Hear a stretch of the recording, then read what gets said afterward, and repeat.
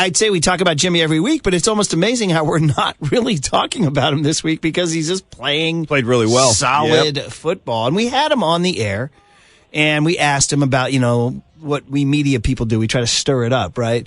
So we asked him about, how did you file your resentment that you were fired by the Niners and now you have to go win games for the Niners? And he said, well, if you asked me in the summer, you might have gotten a different answer. He said, but he said, it's third down and somebody's coming off the edge.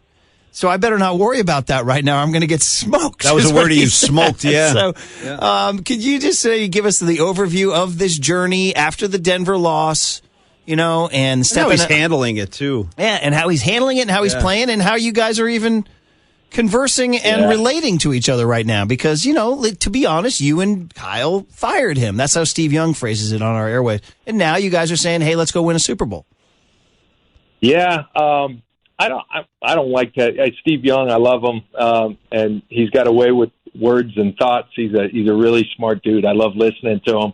I don't see it as that. We did make a decision to go make a bold move for a young quarterback. I think at the end of the day, what served us well and what served Jimmy well is that we were always honest with each other. And it was, I think the relationship had good roots because it was always based on telling each other the truth. And so, as things progressed, we kept doing that. I think that comes back to you on both sides. And so while there might be resentment at times,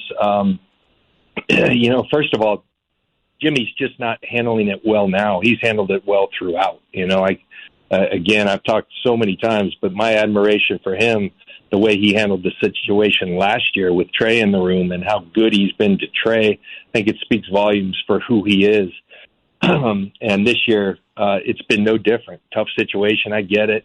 Showed up at camp, did his work, and he's always done that too. He just goes about his work and got himself prepared to play for us or whoever it was going to be. And it was incredible. You kind of threw him in there, and on day one, he looked pretty darn good.